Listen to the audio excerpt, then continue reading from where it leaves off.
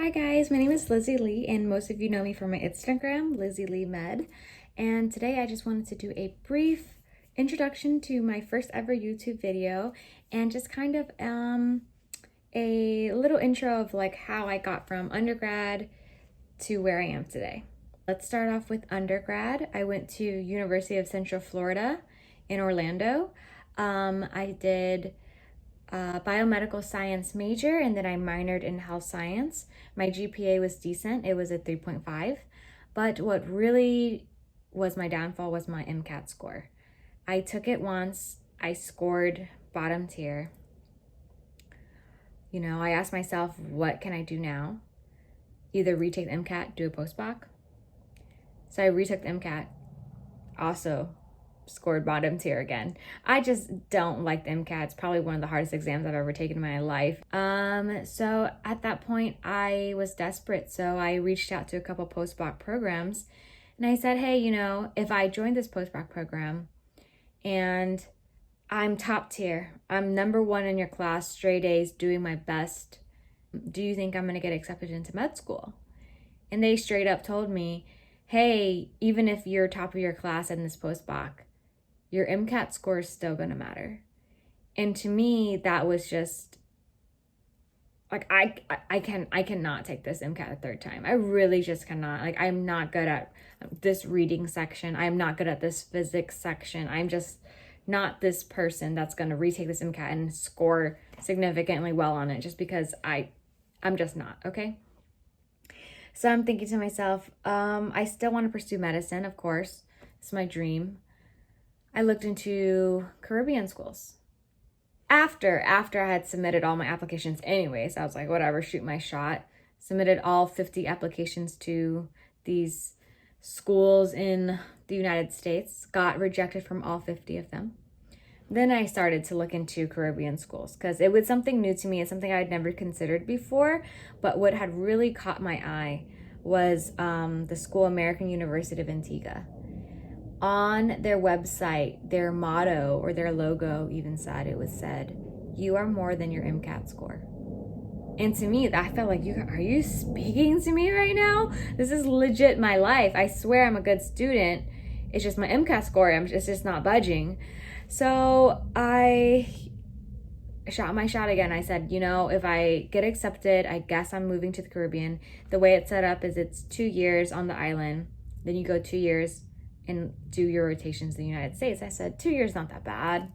I think I can do it. So I went ahead and I scheduled my interview for them, got accepted. And I had a boyfriend at the time. He was really supportive. He was like, okay, babe, like, we're gonna do this. I guess we'll do the long distance thing.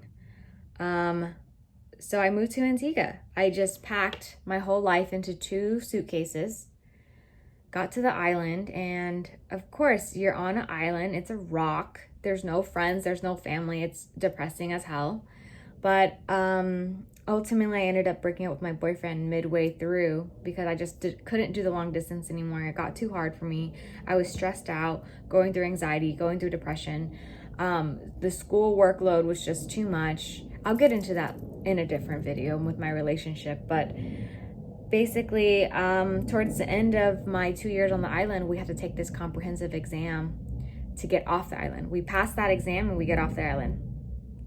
That was around the time that my sister called me and she said, hey, dad is really sick. He's in the ER right now.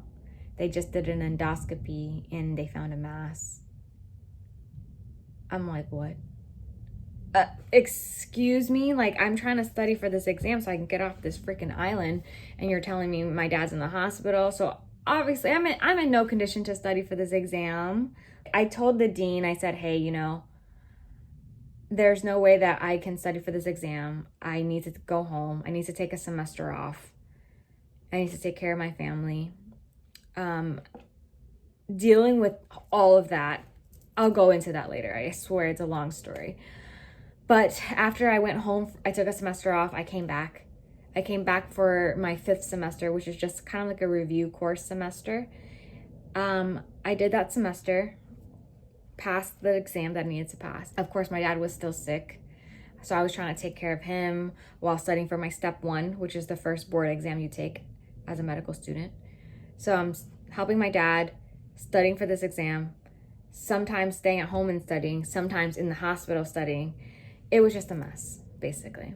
But the day came, I took my step 1 exam. And when I got out of this 9-hour grueling exam, I called my sister and I said, "Hey, I'm done. Let's celebrate." And she says, "Hey, I can't talk right now. I'm busy working, but call mom and dad because dad's in the hospital." I had just gotten out of a 9-hour exam on little sleep. I'm stressed out, but it doesn't matter, right? Because I'm not a robot. I'm a human who has human emotions and has to deal with human things. So obviously I go to the hospital, and then I'm in the hospital. So from step 1 until the day you get your score, it's about 3 to 4 weeks.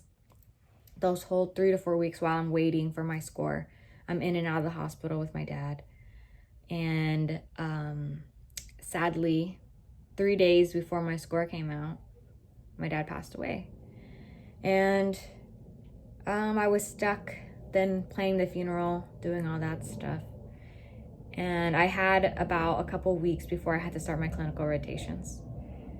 So I just tried not to think about it too much, tried to continue living life. I started my clinical rotations. My school, American University of Antigua, is affiliated with FIU, which is Florida International University. I live in Orlando. Florida International University is in Miami. It's about a 3.5-hour drive. So I said, perfect. I can go here, do all my clinical rotations here, and I can just drive home on the weekends, and it should be good. You know, I'll still have, I still have my mom to take care of, my sister, everybody back home. So since then, I just did all my cores, and I'm in my electives right now. I'm a 4th year medical student. I'm doing my electives. A lot of 4th years are applying match for this cycle. So a lot of 4th years take their step in to CKCS during 4th year, or even during 3rd year, I think sometimes. So they can apply for the cycle. But because I took the semester off, my whole schedule's like all shifted and stuff. So I can't apply for this cycle, but I'm applying for the 2021 match. So basically right now I'm just finishing up my electives. I'm studying for my exams, trying to pass, doing the best that I can with what I've been given. And I guess this story is just to share my story and to kind of say that doctors, we're not robots. We are real people with real lives, real situations that we have to deal with outside of medicine. When people think, oh, a doctor's gonna go to 4 years undergrad, 4 years medical school, match into residency for another 3 to 5 years, then do fellowship, whatever. People always ask, how long does it take to become a doctor? You just don't know. I would have thought it would take me 4 years, like a normal person, to get my medical degree. But technically, with the semester that I had to take off and with this whole having to wait another cycle to match, it's 6 years for me. It's been 6 years because I graduated undergrad in 2015 and I will be matching in 2021. And I never thought myself to be somebody who's going to be like in med school for 6 years of my life or whatnot, but it happened. There's nothing I can change about it. And I guess what you should take out of this is that it's not black and white. Everyone has their own story. Everyone's going to go through some people smooth sailing, some people truly smooth sailing, and thank God, God bless you. But there's a majority of us that don't. A majority of us go through the depression.